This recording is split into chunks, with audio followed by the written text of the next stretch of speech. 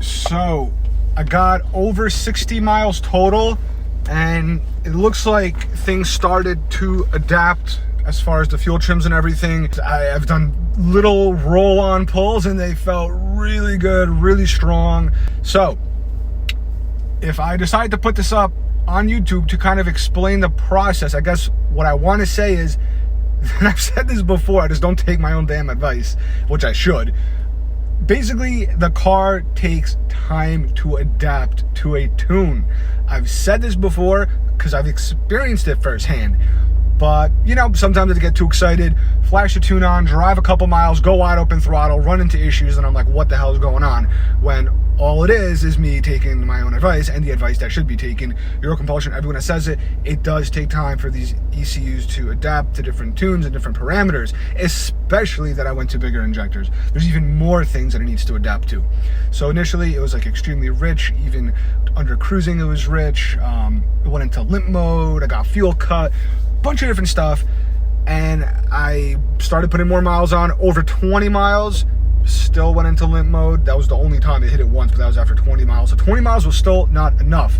So what I suggest is to put a minimum of 50 miles without going wide open throttle. And I'm talking like half throttle maximum, 10 pounds of boost, whatever.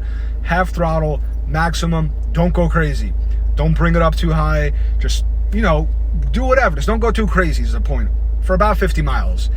After that, slowly start rolling into it and see if the car feels okay. Look at your numbers, look at your boost, look at your fuel. If you are data logging, look at the sheet, look at the chart, all that good stuff. For me, after 60 miles, things started to feel good. I didn't go home, I didn't even data log. I was just driving for like another 40 miles or so. Now things started to feel good. The goal was to get to 100 miles. So ideally, maybe 50 and then another 50 where you're still not going too crazy, but you're just going a little bit harder within it. For me, I went 20 and it wasn't good enough. After that, maybe around 30, 40, things started feeling really good. Now I'm at 60, I'm gonna do some data logging. We're gonna see if things start to go into check. I have the P3 gauge on analog mode. It's a battery and boost. We'll keep it on boost. And if you want a P3 gauge for your 124 Spider or any car, literally any car, because they have a DIY kit, a do-it-yourself kit with a rectangle or a square, or rectangle or a circle that you can DIY it into any car, any pod, whatever. Or they probably make one for your vehicle specific. Just how this one is specific to the 124 Spider, you can contact me or reach out to us on our website at drivendistrict.com. I don't currently have all of their gauges, but I have access to it. We're an authorized dealer. Right now I have the 124 Spider. But again, if you have another car, you're interested, reach out to me and we can grab that for you. All right, third gear, about a little over 3,500.